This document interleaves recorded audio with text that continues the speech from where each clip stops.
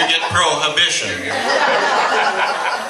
Probation, actually. All right. So enough of that. Well, we can start out saying it wasn't hard to get a drink in Ventura County during Prohibition. Well, let's talk about some definitions. Smugglers, that's obvious, you know. Rumrunners, I mean, that's a term that goes back to colonial times when rum was wasn't a subject, wasn't a product that the colonists were allowed to transact in. So it was, the ships that used to smuggle it in from the West Indies were called rumrunners. Bootleggers. That term came from people used to wear tall boots, tall leather boots, wax boots, and they'd either walk across frozen lakes, with bottles of liquor stuffed into their boots, or board ships, with contraband in their boots. So that's where bootlegging came along. And now they got bootleg videos and they've got bootleg music. So basically, bootlegging is bringing in, illegal. Transacting in illegal contraband. In this case, it's alcohol. So anyway, that's a little bit of nomenclature there.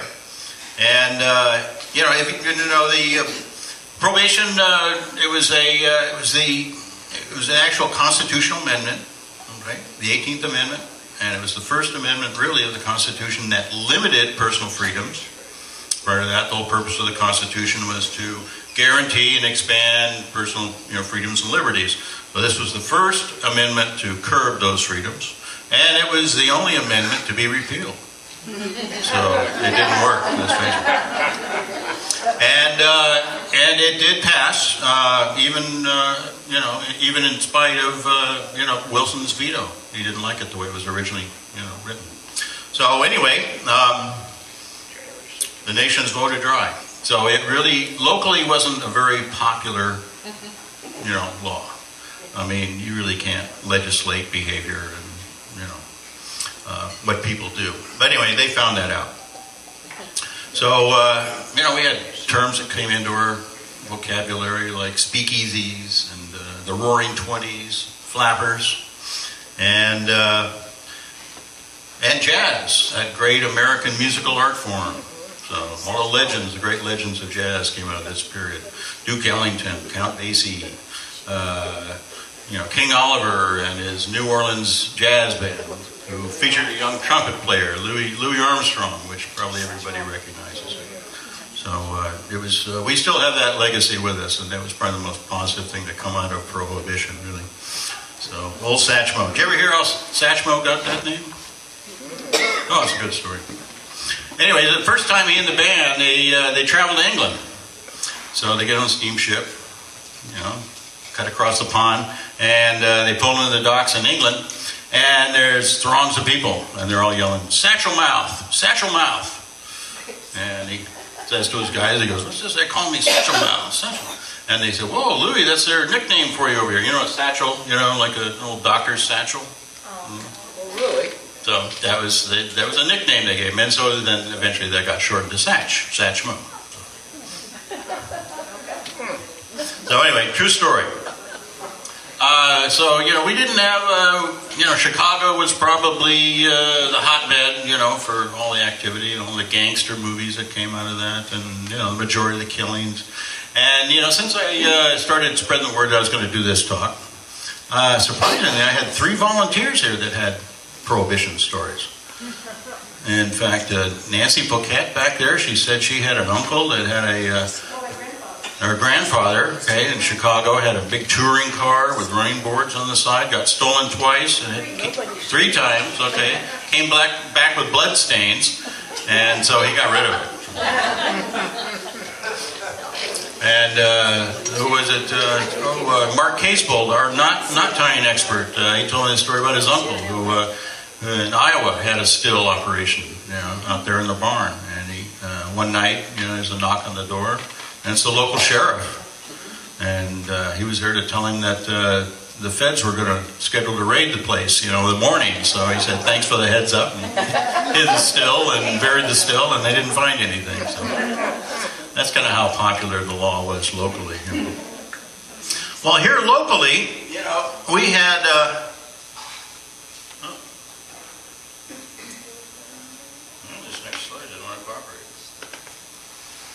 There we go. This is an image of this is a Coast Guard vessel here, the Morris, the big one here. That's the Coast Guard station down in Los Angeles. And the small boat, he's tied up to it. That's the Northern Exchange. It was a Canadian vessel that was overhauled about 10 miles off of San Nicolas. And that was just actually a rather small one, but it was one of the Canadian rum runners that used to frequent the coast along here. Most of the alcohol that, came in through our shores here, and figure we've got about 150 miles of shoreline here in Ventura and Santa Barbara County combined. And most of the alcohol that came through found its way into Los Angeles. They had syndicates, organizations down there. But I'm sure plenty of it stuck around here as well. So a lot of material, because Los Angeles had a lot more agents patrolling that area, and up here we had all this unguarded coastline with plenty of inlets and outlets and coves and things, plus the Channel Islands where these ships would come. They would signal usually offshore, with lights, and rendezvous with smaller, very fast boats. Okay. These were sometimes custom-made boats, twin engines, and they were made to be fast enough to outrun the Coast Guards. And a lot of them did. Some of them even had armor plates on them, and gun ports on them, things like that, gun holes. No, it was big business. There was probably, as far as law enforcement, there was probably more, fear from the federal enforcers than the local enforcers. As far as it was, the attitude around here was, don't shoot any tax-paying voters and leave us some. And everybody got along pretty well. So anyway, this is the Northern Exchange here, and this is the Canadian report on her. Here we go. And she was overhauled 10 miles off San Nicolas Island by the Coast Guard patrol boat Morris, and she was held for investigation. They really didn't find very much on it. Just some couple case of bottles of alcohol, and I think a half case of beer or something like that. Suzanne, Jeffrey, see if you can find a seat over there. Look for some red napkins here. All right. Anyway, there was a lot of activity here. A lot of activity on the coast, and also we had things on land too here. So.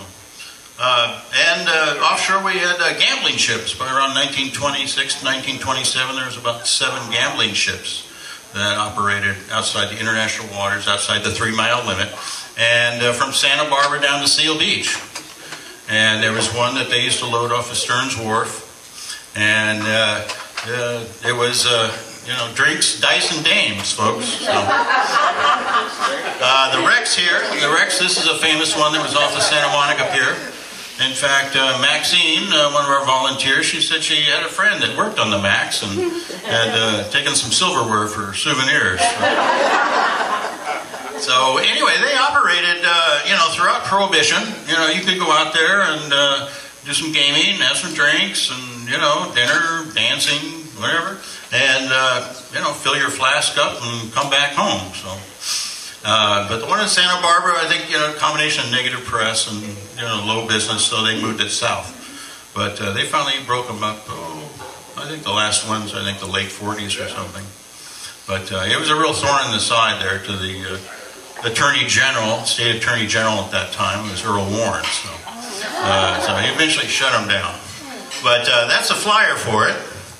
And that's a picture of the Rex. These were converted steamships. They basically cut the tops off and built casinos on top.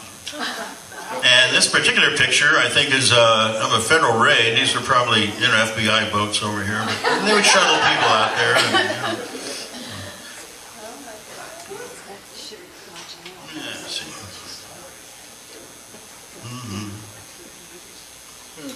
Good. Nothing but technical difficulties getting this thing going here. That's one of their casinos there. Playing roulette, and cards, stuff like that. And then this next image here is, this is off of a different gambling ship. This is after a federal raid.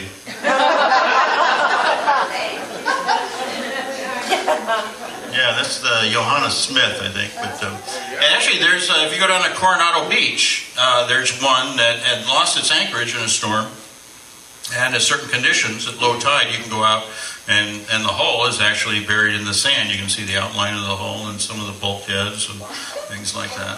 So, a piece of the past. That's Coronado Beach there. Anyway, that's kind of some, California's interesting past. So, we had a lot of activity here offshore, but we also had a lot of things going on onshore as well. Santa Paula seemed to be kind of a real center for still operations, moonshiners. This is, that's Sheriff George Edwards there, Sheriff George Thornton Edwards. Anyway, a large part of his job during that period was breaking up still operations, and actually Santa Paula and the canyons back there seem to be, it kind of makes sense. You've got wood to fire your still, and you got fresh water from Santa Paula Creek there to make your mash and your barrels there, so kind of a natural. This is a little quiet, probably back in those days. I mean, the 1920 census for Ventura County was 28,000. So, far cry from what it is now. What is it now? Oh, I don't know. Over. No. The county. County. Yeah. Santa Paula's maybe 35,000, something like that, inching up to 40. But I've heard something like what about 830,000 for the county? What did they make out there? What did they make out there? Oh, whiskey. Yeah. Grain neutral spirits, white lightning.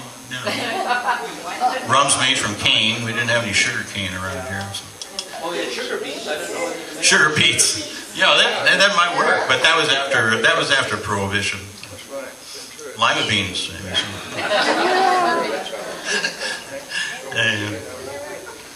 Anyway, so we had still operations going on here. And this is a marijuana bust in downtown Oxnard on A Street, 1924, folks.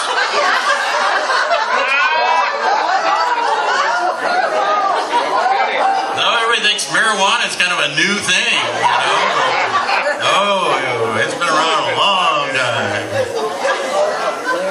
1924, resident on A Street here in Oxnard, in his backyard, and pretty sizable yards, probably lots in those days. And he hid it, with grew some corn around it, but apparently didn't hide it well enough because they found it.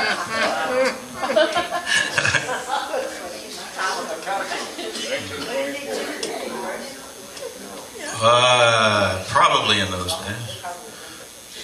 If it was alcohol, they probably would have drank it. I mean, that was a lot more popular libation at that time, but maybe with alcohol a little harder to get, people started looking at other things as well. So you never know. So anyway, I thought that was cute. I thought that needed to be added here. But this next story pretty much kind of typifies, kind of the attitude, kind of what was going on in the times. I mean, everybody was pretty much in on bootlegging. Maxine's father, she said he delivered wine to make a few extra bucks, for the family. And, the 17 wineries in California after Prohibition, I think that got reduced down to 7, that stayed in the winery business. A lot of them went over to fruit trees, at that time. And, although Prohibition, it did have some, there was you could drink, you could dispense, like say alcohol for religious purposes, like wine, things like that. So people would take advantage of that, and you'd find self-professed rabbis around the area, like Rabbi Jones and Rabbi Thompson. And then you could also consume, liquor could be sold for medicinal purposes. So a lot of big time bootleggers, they opened up pharmacies and used that as fronts, to get through. But Prohibition gave pretty much any two-bit con artist thief, a front. So there was a lot of negatives to. There was about 1,000 people that died a year from tainted bad alcohol. So that, sell wood alcohol, like rubbing alcohol, doctor it up and things like that. So sometimes people didn't always know what they drank. So, that became, a negative consequence of Prohibition. So. Well, I would think that, Mexico being, I'm sure there must have been in California. I mean, yeah, exactly. But most of the ships that came down here were Canadian rum runners, and they had a lot of Scotch whiskey, things like that, and that's what was made here. So, but a lot of it was just kind of clear alcohol that people would make bathtub gin out of. You know how to make bathtub gin, don't you? Oh, well, you buy a big 5-gallon tin, or as many tins of clear alcohol as you can get. You put a stopper in your bathtub, and you fill it up, and you get some iodine, and you get some bourbon flavoring, and a little caramel coloring, and there's lots of different different recipes, and bottle it up and make some big profits. And I think that's where the term came from. So you're not really making gin, but anyway. And it's the perfect receptacle for doing it because, if the police come, you just pull the plug and all the evidence goes right down.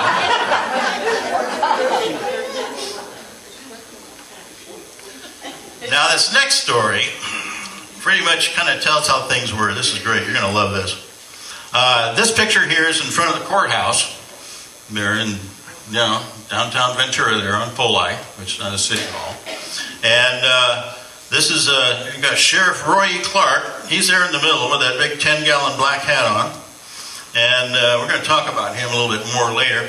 But, and this is a confiscated batch of, they say it's 96 proof, which is just about 100% alcohol. I don't know, but 65 drums, 50-gallon drums. Now this was found by a group of hunters down here on Wainimi Beach here. On Arundel Road, Arundel Creek. And actually they ran across 130 barrels. Right. They reported 130 barrels. And they estimated it might have been a shipment, that was lost in a storm off a rum runner and drifted into shore. So anyway, 130 barrels. By the time the authorities got down there, there were 90 barrels. All right, and so then by the time the police got there, and they picked up the shipment and they moved it to the garage, county garage, which is on Palm Street, the old livery, building there on Palm between Maine and that was the garage back then. And it was stored there, for safekeeping. And actually, by the time I got to the courthouse, there were 65 barrels. It went from 90 to 72. And then they said, well, it's actually 65. Oh, what happens? Well, before we got to the beach, there was some guys in trucks and came and they obviously stole the stuff. So. Anyway, so, like I said, everybody was in on it, folks. If there was $1 to make, believe me. And, or, if you just were a drinking person. Okay. He is law during Prohibition in Ventura County. He's the county sheriff. Now, he looks like he would take a drink to me. That's R.E. Clark, Robert E. Clark. He went by Roy Clark. He was the probationary sheriff from 1922 to 1933, to the end of Prohibition. And he was probably one of the last of the frontier lawmen. And this guy, he was a former cowboy, stage rider, forest ranger. He knew the likes of Wyatt Earp, Teddy Roosevelt, and a few other notable cowboys and stuff. After 1933, he retired and took a job with the U.S. Marshals Department down in Los Angeles. And I think where he finished out his career. His grandson ended up as a cabinet in the Department of the Interior under President Reagan. So there's quite a legacy there. But the only other reference to the guy, other than his background as being a cowboy, stage driver, Forest Ranger, humanitarian. His character shows up in the movie Chinatown. Jack Nicholson, Faye Dunaway, John Huston. And he shows up as he's kind of a heavy for Roman Polanski, if you ever saw the movie.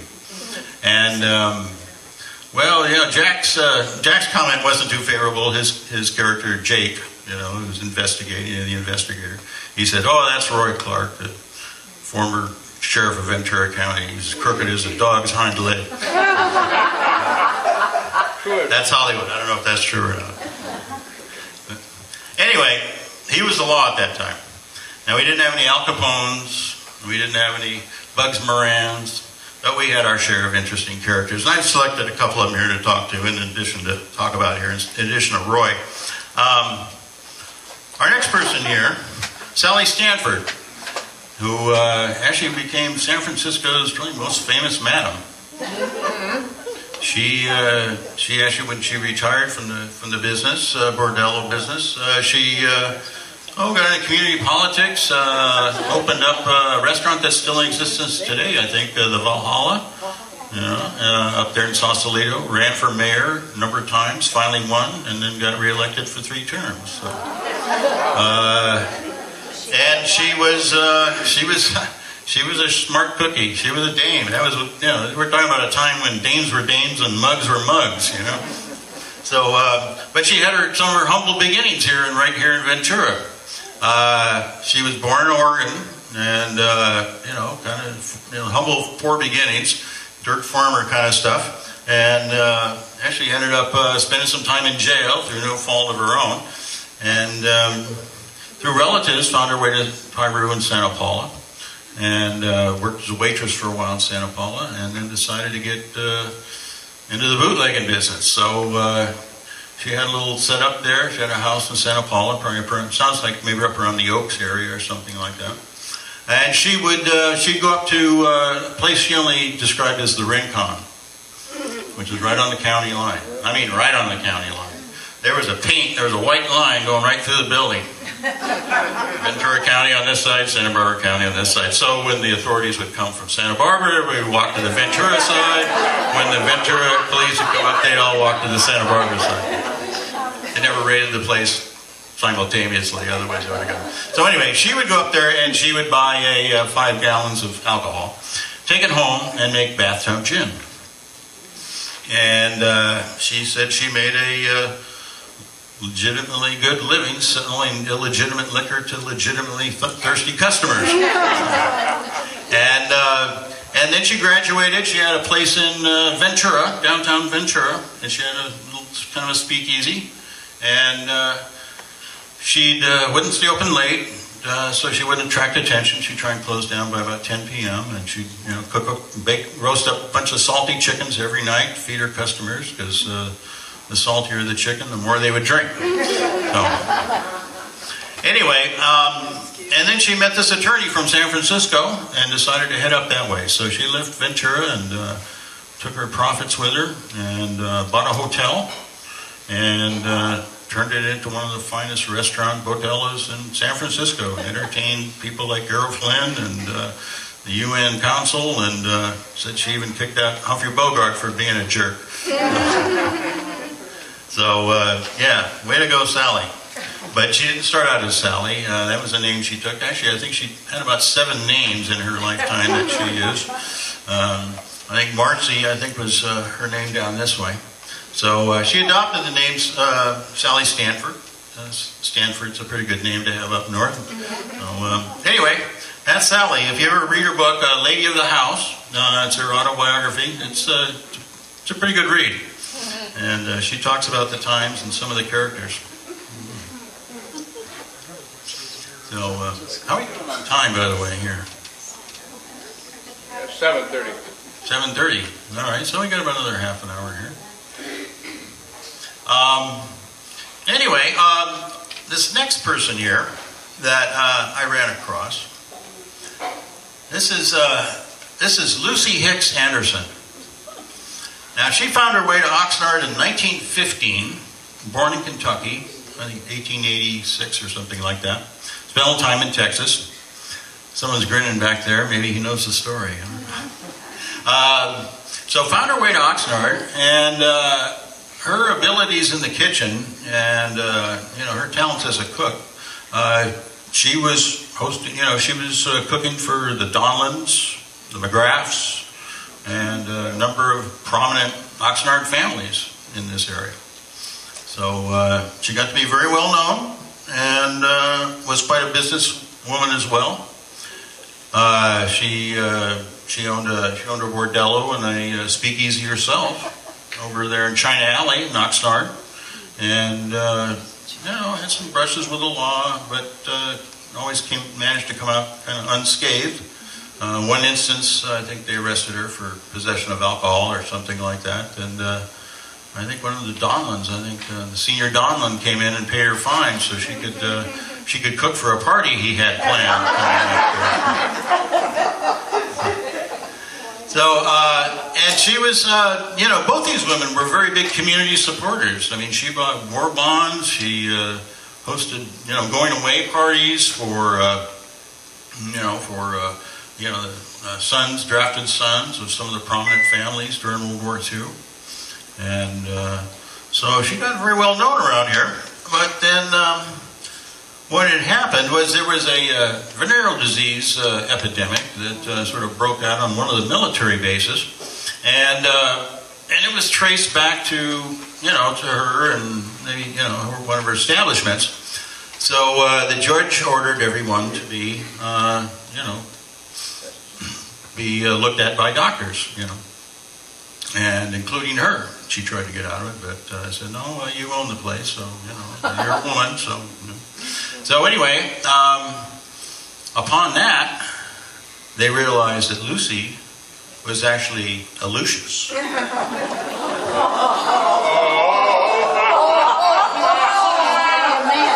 That's right. Lucy was a man. Lucy was a transsexual woman. Can you imagine in those days? Can you imagine the scandal that must have been? Wow. And so, anyway, she was married and she had been collecting her husband's military pension, so all of that was out the door. I mean, they didn't recognize, same-gender marriage, things like that. So, they nullified her marriage and her taking the check. So anyway, she spent some time in jail. I don't remember quite how long, but she spent some time in jail. I think maybe her husband did too. And then upon leaving, she just kind of spent the rest of her, quiet years in Los Angeles there. But yes, sir. In the men's side or the woman's side? Well, that's a good question. Since anatomically she was a man, so Had to come back to she was born a man, but she as a kid, she insisted she was a woman and would act like a girl and wanted to wear girls' clothing. Her mother didn't quite know what to do and consulted the doctor, and the doctor just kind of said, well, maybe just let her go. That's what she's happy doing if that's her identity. What's her name? Lucy Hicks Anderson. You can find out quite a bit about her. Who is the sheriff? Well, I don't know who that sheriff was, but obviously I think those are, well, that's probably when they were arrested her, or maybe before or after a trial. I don't know, but I think that's the only photograph I found of her. But both of these women, they were not afraid, to be who they were. You got to really hand it to them. They were individuals, and people were individuals kind of back in those days. Anyway, those are some of the notables that I decided to kind of bring your attention. We didn't have any gangsters, we didn't have any gang wars, things like that. But I think most of the conflicts were among bootleggers and armed hijackers that wanted to try to take their stuff off the beach there. So, a lot of times, governments, unless there was a problem, make things look good. So, but anyway, it was a busy time for everybody. And like I said, law enforcement was in on it, and basically millions of Americans became criminals, just because they participated in a practice that they enjoy doing. We had become a nation of drunkards, really. A lot of immigrants since the Civil War have been pouring into the country, and mostly pouring into the big cities. So, you had a lot of overcrowding there, and, the kind of development of these ghettos, a lot of people out of work, and, traditionally, man goes to work at the end of the day, he's entitled to a drink at the end of the day. But it gotten out of hand. People were. I was watching a program on the construction of the LA River, and this was, they started about before Prohibition, and they said they had three crews, working on the river. One was working, one was drunk, the other one was hungover. So, anyway, there were some certainly unintended consequences that came out of Prohibition, which was, why Roosevelt, repealed it. That was on, part of his, election campaign. And, it made hypocrites out of all the politicians, really, because on a federal level they were supposed to be enforcing it, but at the same time they'd be, hosting parties, and poker games and things like that, and serving the finest scotch around. So anyway, the 18th Amendment, well, that's a big beer, Lee. So it was the 21st Amendment that repealed basically the 18th Amendment. And the 20th Amendment, which was passed the summer right after Prohibition went into effect, gave women the right to vote. And like I said, just prior to Prohibition, some of the background, World War I was over. It was finished by 1918. And also there was a huge flu pandemic that killed actually more Americans than all the wars they were in the 20th century. Over 600,000 people died of the flu. And that was going on just prior to Prohibition. So anyway, it was a interesting time. I wasn't around, but I think we've got maybe a few people in the audience that were kids at that time, and can talk about those sort of things. But some of the unseen consequences that came on. They anticipated, people are not going to be spending their money in the saloons. They're going to be going out to theaters. They'll be going to restaurants and spending their money in stores. None of that happened. None of that really happened. They thought, there'd be more jobs. Actually, plenty of jobs were lost when the breweries shut down. You had all the brewery workers, you had the truck drivers, you had the barrel makers, you had the saloon keepers, and all the people that worked in the saloons. There were a lot of people that were unemployed as a result of Prohibition. And, excise taxes, the majority of the federal taxes paid at that time were coming from breweries and saloons. So, where are they going to make up that? Well, enter the personal income tax, the graduated personal income tax.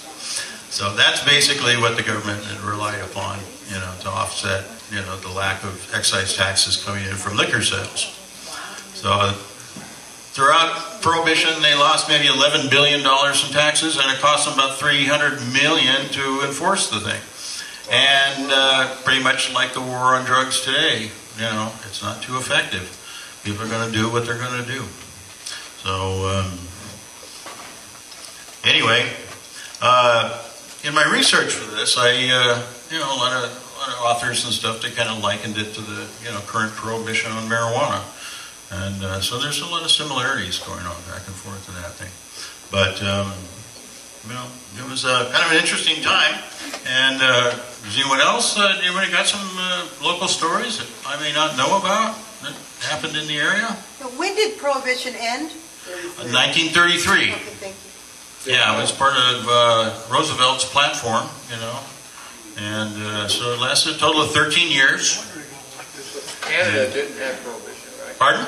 Canada did not have prohibition? Not that I know of. You know, there'd always been dry counties. There's still dry counties today.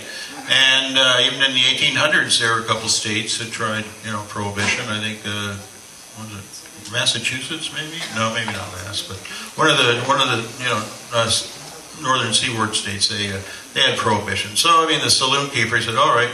Well, actually, it was you could not sell alcohol.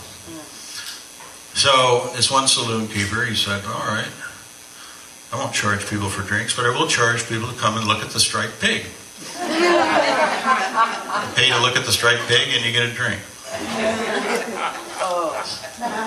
So they go, you sell alcohol? No, I'm not. I'm paying, you know, people are paying me to look at the striped pig. You know? That was his way around it. So, you know, people always find a way. Where there's a will, there's a way, folks. So, I might be... like speakeasies that were downtown. I've heard like San Sushi and Jimmy Slice, like they were all connected. Well, yeah, that's based, you know, they were speakeasies, you know, because you couldn't really be out in the open. And, you know, a lot of restaurants, they realized that they couldn't survive if they didn't have liquor sales. So, you know, you go to a restaurant and they serve liquor, you probably served, it was served in a coffee pot, you know, from a coffee pot into a coffee cup. So it was all going on. It was just hidden, you know. It wasn't in plain sight. Yeah. So, but a lot of people, you know, they didn't hesitate to talk about what they did, you know, if they were moonshiners or, you know, if they were selling alcohol. But do you know if there were any tunnels? I've heard there were tunnels connecting to a lot of those restaurants on Main Street. Could very well. Well, there. Actually, downtown Main Street. Actually, yeah. I know one of the shops there. A friend of mine, you know, rented one of the shops there right on the corner of Paul and Main, and he took me in the back there to shop. And there's this big door and this whole underground thing, and that used to be where the old jail was, and it's like below street level. Really? You know, but that's where the old original jail before they built the courthouse was. And yeah. Catacombs and downtown Oxnard, who were smuggling opium. That's right. Yeah, there was some opium trade. Yeah. Yeah, they used to come in even before Prohibition. There was a restaurant called Moni's, called the Chicken something. Oh, the Golden Chicken. Yeah. China Alley. Yeah, in downtown Oxnard. They went in and locked all the tunnels in there, because that's where we found it. Well, a lot of these, you know, like the bordellos and these kind of places, they used to seem to set up shop, you know, kind of the, you know, the Chinese neighborhood, where the police more or less just left alone, more or less, unless there was a problem down there. Lucy, she had her bordellos there over in China Alley, you know, and I think Sally Stanford, I think on Pine Street there in San Francisco, her hotel there was, you know, just right off of Chinatown there. So. Excuse me, where is China Alley in Oxnard? Well, I would think it'd be kind of A Street down to kind of there where kind of Otani's is and the Golden Chicken. The Golden Chicken goes back a long, long time. And the woman that owned that place, I mean, that's another talk in itself here, you know. Between 7th and 9th Street on A. Yeah, there you go, 7th and 9th, you know, on A Street. I mean, there was a whole Chinese, there was a fishing fleet at China Harbor, you know, off of Santa Cruz. There was a permanent fishing village out there. That's where it got its name. And there was a boatyard, I think, up in Santa Barbara, I heard, that they built junks, you know, for the Chinese fishermen around here. And that goes back, you know, long before Prohibition. But anyway, we had our own activity here.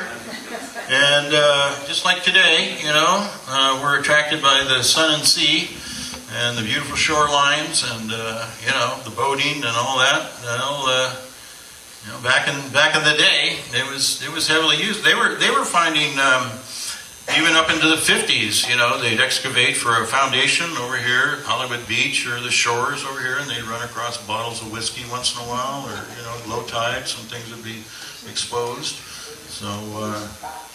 So yeah, there was still remnants up until, you know.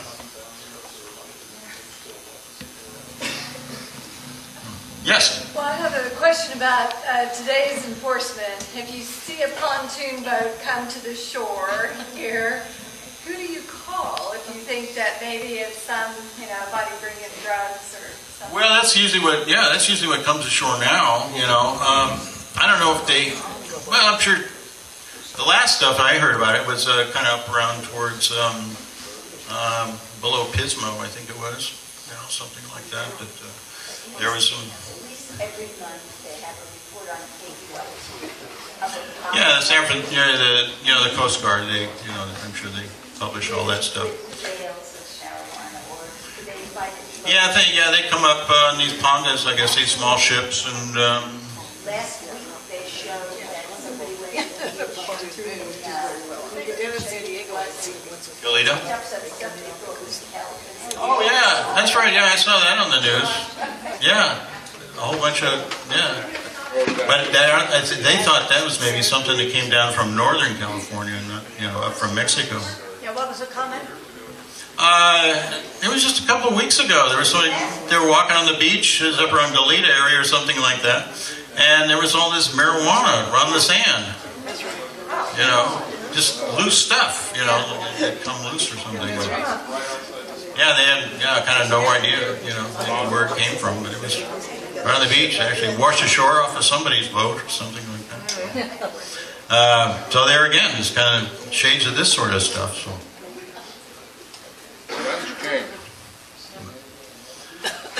Any other comments or anything? Jeffrey?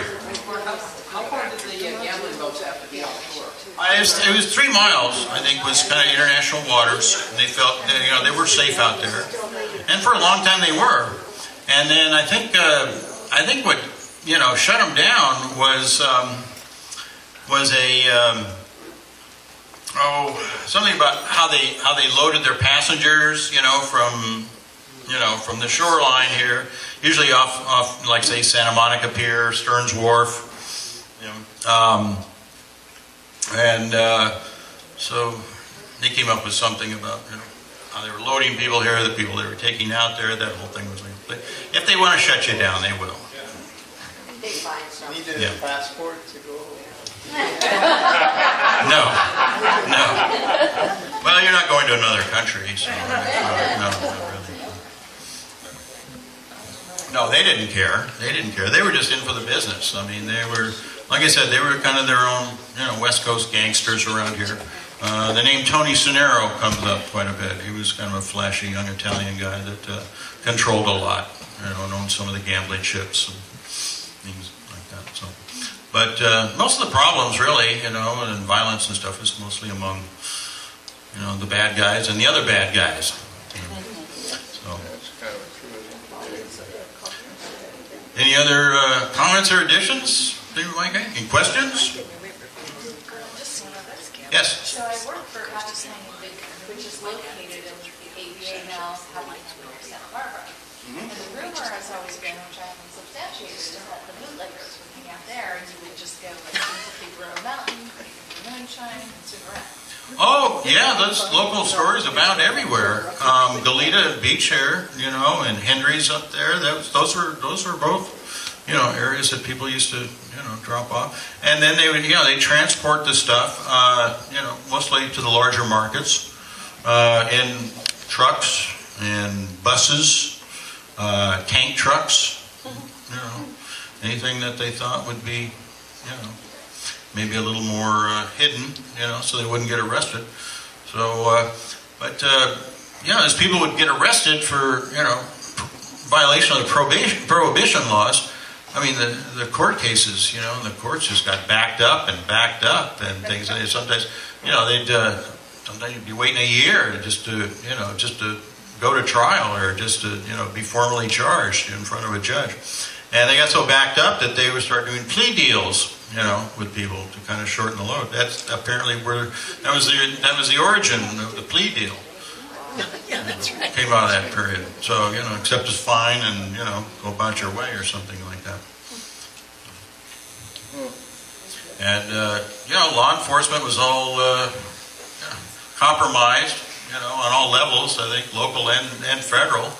the opportunities, they see these criminals are arresting, and, they have no problem paying their fines, their heavy fines, to get out of jail or to stay out of jail. And and a lot of them were invited to join the business, really. Make a few bucks, just turn your head the other way. So that happened a lot. So. People were on the take everywhere. Yes, Suzanne. Local police would help them. Well, you never know. If leave us some, and we'll help you, or we'll just we'll get. There was this. I read a story about some guy. He's walking down Pierpont Beach, on a night stroll down the beach, and there's some guy kind of standing in the water there, asking him, "What are you doing down here?" And he says, "Oh, I'm just going for a walk." And he says, "You want a job?" So after a little bit of conversation, negotiation, he helped them load some barrels that got unloaded on shore and into some trucks. So opportunities abounded everywhere. Well, if there are no questions or anything, how are we doing on time? I hope we don't. Well, we got 10 to 8. Close to it, yeah. Thank you for coming, and I hope you enjoyed it.